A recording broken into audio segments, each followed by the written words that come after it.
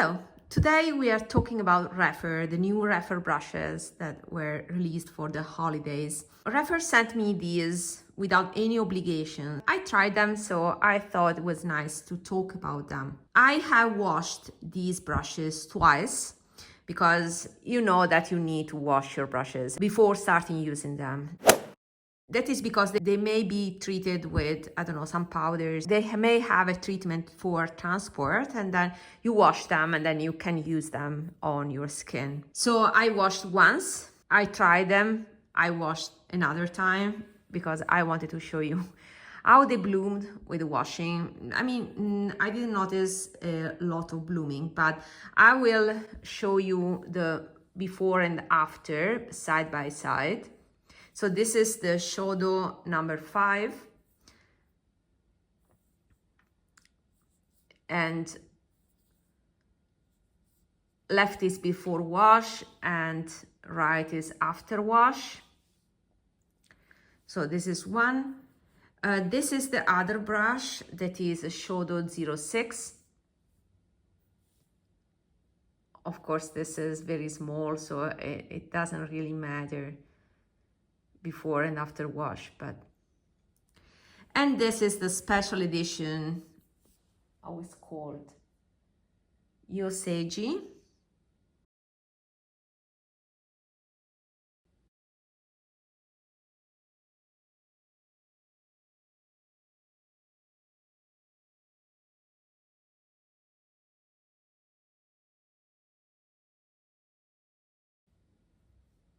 And again, left before wash and right after wash.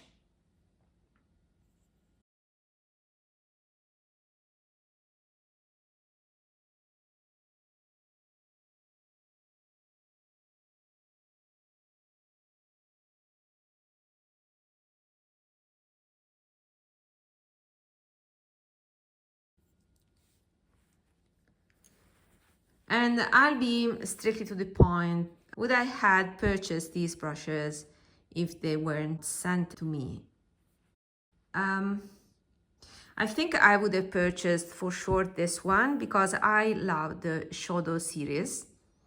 Not sure about this one simply because I have other slanted brushes in Goter, so it was not unique given my collection. But I have to say, the limited edition brushes for the holidays that Rephr proposes are a great deal. I've been a Rephr buyer, so I anyway received the email like every regular customer, right? And they announced that this brush was sold out in Europe with a few units still in US and Canada. Yeah, looks like this was very successful, and I'm not surprised about that because this is a great brush and a great value for the money. It was 99 euros. Not sure about the dollar price because as soon as I go to the Rephr website, since I'm based in Europe, I get the European prices. So it's 99. The customer doesn't have to pay anything extra. So what you pay on the website is the final price. You don't have hidden extra costs. So talking about this brush first, and then I will talk about the Shodō. What I noticed is that this is very airy. It is a good compromise for, in my opinion, for finishing powders or also setting powders. The slanted profile allows you to have a little bit more structure, more density when the bristles are shorter, so you can use this part of the brush, and then you have this one to deposit layers, very sheer layers of product. So overall I found it very versatile. To me, for my specific preferences, this is too wide for blush application, just because I have small features. I like control. I like smaller brushes even for bronzers or symmetrical brushes, to be honest, but it can be used for that. But my preferred application is for finishing powders. Compared to last year, so last year I also recorded a video about this here, and in that video there are also my favorite Rephr brushes. It's still valid, so I would recommend to check that video after this one. Compared to that limited edition brush, I still prefer that one. First of all, it was a blend of squirrel and goat, and I love squirrel brushes, so I prefer those. Application with that one is sheer and less glowy. And I'll tell you one thing, while squirrel bristles, they can bend easily, they're thinner, and therefore they give a softer application. Goat hair is a little bit thicker. This is incredibly, anyway, gentle, but it has a little bit more structure compared to the same brush, but with the squirrel hair. What does that imply in terms of finish?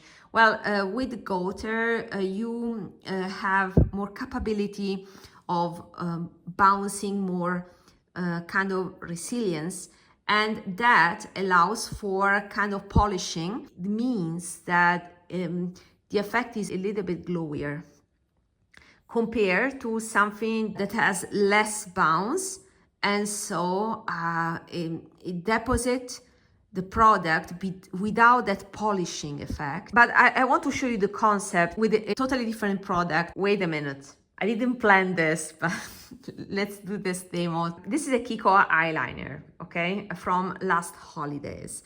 And in the past, talking about 2016, also Fenty had something like this. So these are eyeliners that you rub a bit and they become more shimmery. So let's see if I can explain this. So a kind of side by side. So we have this eyeliner and you say, okay, it's a black eyeliner. It has some shimmer. From the distance, you will just see a black eyeliner.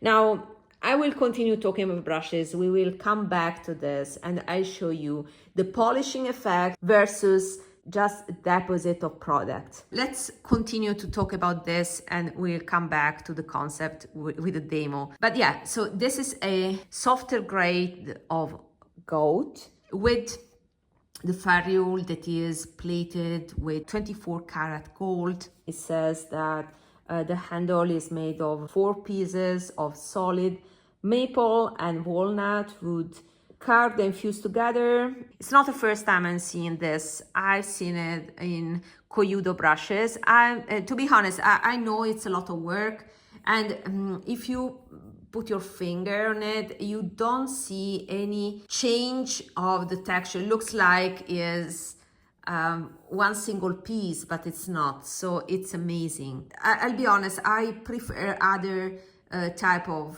decorations of the handle, but I can see the preciousness of this. And this is raised, the writing here that is raised, and I believe this is the maki technique. I think it's gold powder they put to create this intricate writing here. And there's also Rephr.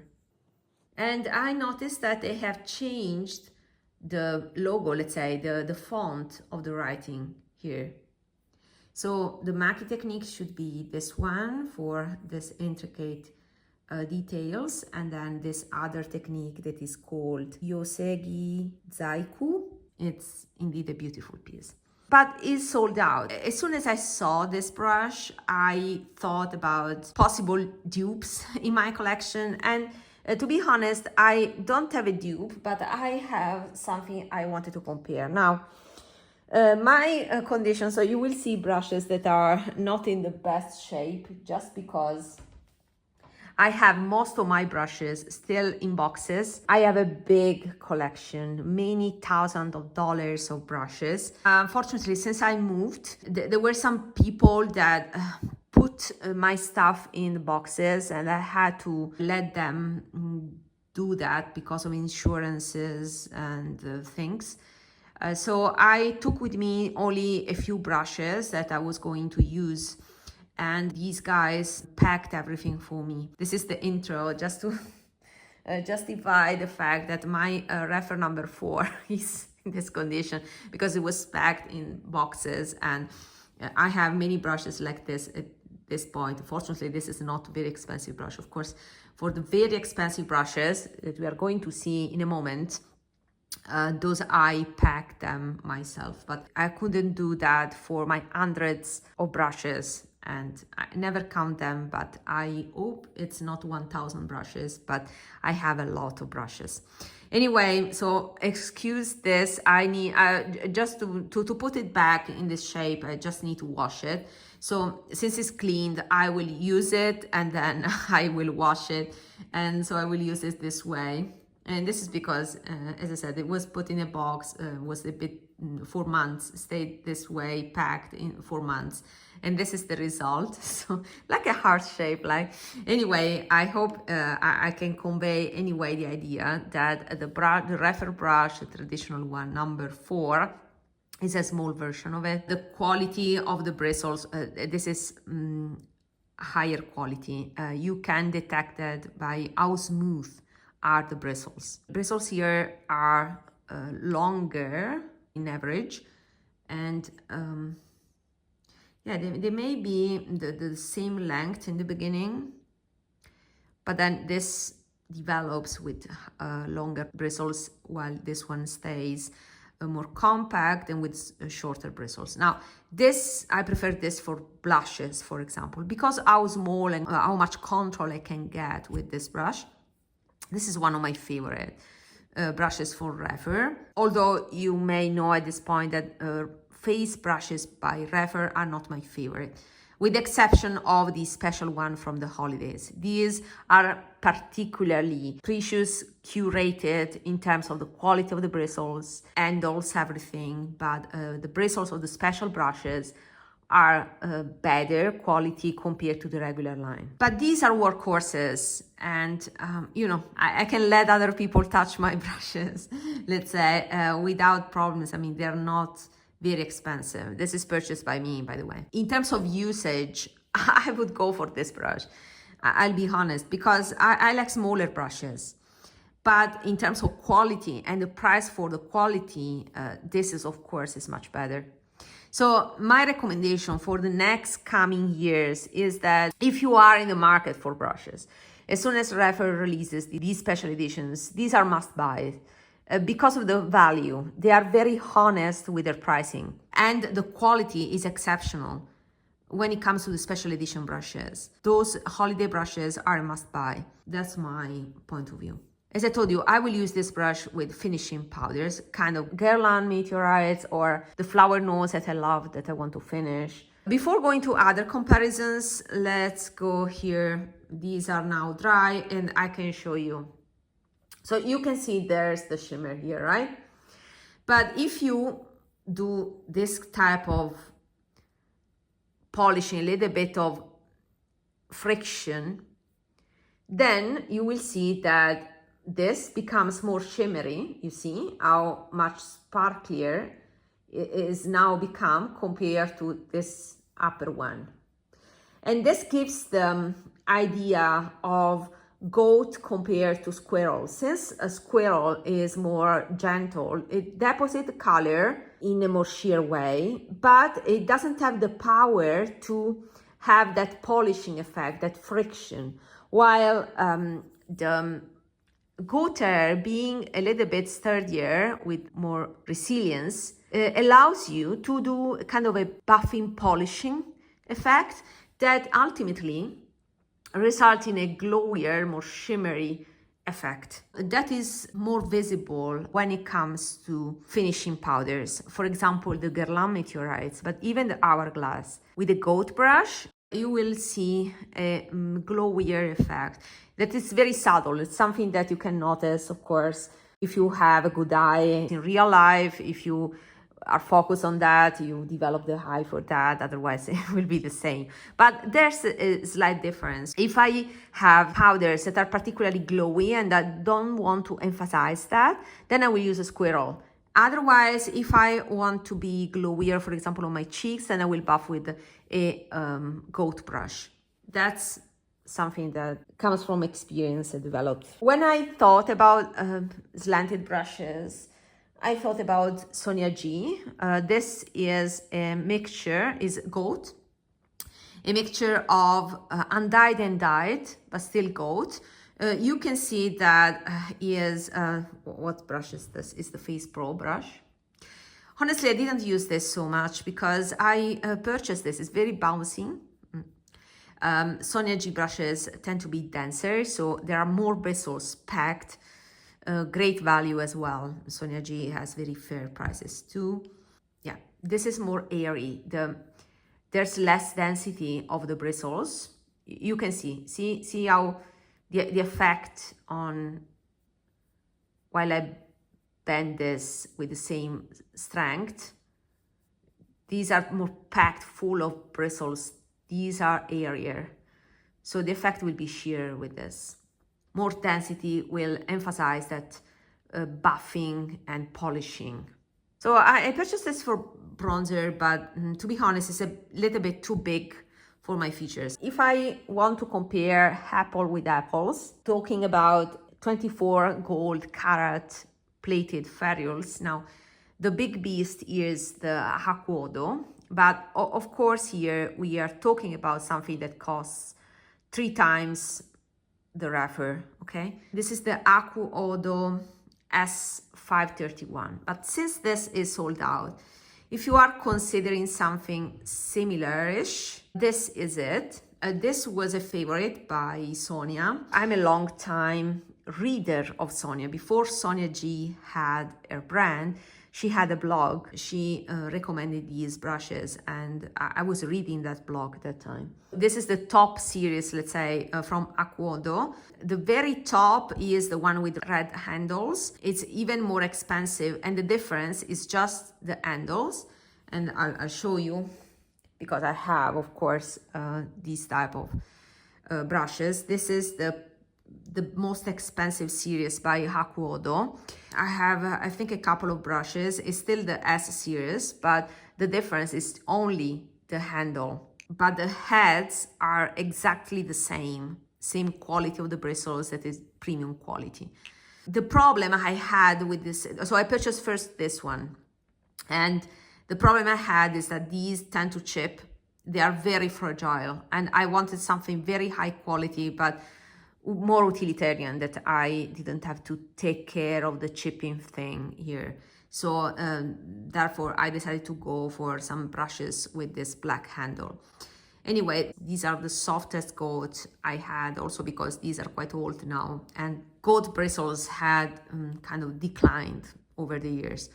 Hakuodo nowadays doesn't declare anymore the quality of the bristles, and I think they do the right choice. I mean, the different degrees of quality, they change over time, batch from batch, and over the years. So what is highest grade quality today was maybe medium grade 10 years ago. Anyway, these bristles are very nice quality. I would say they are comparable to my old premium quality Hakuodo. These are also plated gold, and these are the closest things to the Rephr. You can see that Rephr has less bristles.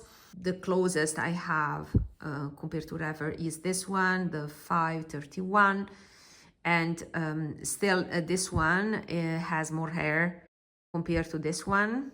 It's bigger, of course, that's also the reason. But it's also denser, and is much closer to this one. You can definitely see that Sonia G was inspired by this brush when she released this Face Pro. So this is the closest comparison that I can give you. And I have to say, since I have the preferences for small brushes, I'm glad I have something more controllable like this one by Rephr. So kudos to Rephr to have introduced something that is quite unique, a smaller version of this, airy and at a great price with an innovative handle, because this handle, as I said, I've seen it from Koyudo, but it's quite recent. It's definitely a valuable brush with a very good price. Another thing, these are made in Japan, of course. This is made in Japan, comes in a wooden box, fantastic presentation, the perfect gift idea. But these ones are also made in Japan, and you can notice that because it's written on the handle, Japan, you see. Just because not all Rephr brushes are made in Japan, the black ones, the LC that I love, that are synthetic, those are made in China. But for these ones, the Shodō ones, they are made in Japan and made in Japan. They are updating, the logo with new fonts, and also the fonts of the brush that explain the model of the brush is updated, right? Because before we had a Rephr that was written in white, now is black and is engraved, and you can see the difference in terms of the font. They have changed the font. And also Japan here, the Japan is written differently here. This was engraved, you see, was written Japan, now is smaller with different font and is white. In the brush name, this is the regular line, they didn't write anything, but you can see that the number is different with a different font. This is narrower. So they are updating. I think they will eventually update every brush with the new fonts. So it's kind of a rebranding. When it comes to this brush, now this, to be honest, is not my favorite. I don't like this type of brushes. The purpose of this Shodō is to have this more airy surface, kind of dual fibery thing, but the fiber here is always the same. In this case, it's just gouache, so it's just the effect airier. I still prefer maybe even synthetic and very defined, crisp edges for my small brushes like these. So I use it the same way, is fine, but I don't find this Shodō feature here to be particularly useful when it comes to this type of brush. So I wouldn't have purchased it, to be honest. But is now sold in a bundle with the Shodō 05, so it can be nice to have, but not a necessity for sure. And Rephr sent me also some cards that explain these brushes, so I think it is useful to read those cards. It said Shodō 05 is the best powder brush we have ever made. Artisans carefully alternate 10,000 plus long and short fibers to create this unique shape that makes pro-level blending effortless. Try Shodō 06 4 liner. Yeah, I tried 4 liner. I still think that I don't see the value of having this specific, unique feature. Personally, I didn't find it particularly different from what I already had. But this one is fantastic. So this is the brush that I would recommend, the Shodō 05. They say here that you have long hair and for blending the short ones. Yeah, because of course you have more substance, more blending capability because of or more density, and with these wispy ending. I particularly like this for liquid. Now, these are sturdier brushes, but this type of bundling is very unique. First of all, you can see that this type of almost dual fiber effect, but the fiber is only one. I would say dual density. You have lower density at the surface all around and bigger density in the body. So you can have something sheer, like finishing or sheer application, if you limit the usage to the surface, and you can also then press and use the body of the head to have a blending, a more denser structure for blending. So it's quite versatile. I still have control. Let me compare the sides. The sides are comparable. Of course, these are totally different shapes, but the size is comparable to a 04. I also tried this with liquid blushes, like the Armani ones or the Rare Beauty one. and they are fantastic. The only thing is that, of course, if you use liquids, you make this surface heavier because there will be product gathering into these wispy endings. I tend to use the duo fiber for liquids, so I like for liquids. I would recommend this for liquids. It's also undyed, so you are sure that you're not damaging your brush with liquids. But I like it for powder as well.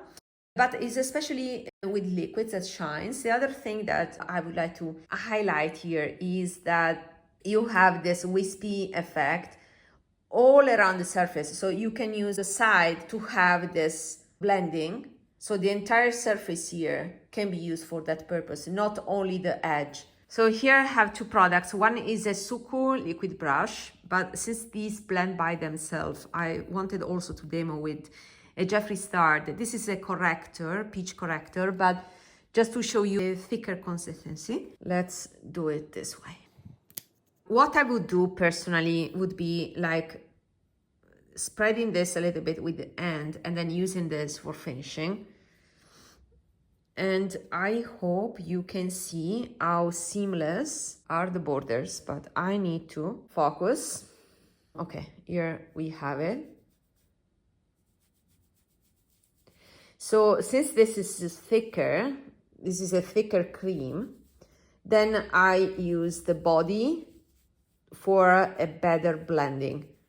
And then going with the edges that are more airy for the edges. You can see how impeccably blended it is with more coverage in the center, but the edges are very well blended. So I particularly like this effect. And as you can see from how dirty it is, I use this more denser part for the heavier blending and then for the entire surface for the edges. I will use the other side for the Suku. Maybe I will use this end. This is exactly how I use my Sukus. I don't put it on my hand. Imagine that this is my cheek. I put directly this amount on my cheek, then I spread it with my hand, and then I use a brush to complete the blending. Yeah, this is a very sheer product that blends by itself. That's why it's easier. I mean, any brush can do that, but I think the value is with thicker product like these type of concealers, correctors. You have build up of product. So you have, for example, here with liquids, I will wash it every time because otherwise there's build up. I hope to have added value by reviewing these products, and I have a full playlist of videos dedicated to my brushes. There's another video coming soon about my most used brushes, synthetics and natural for every day. So until next time, bye.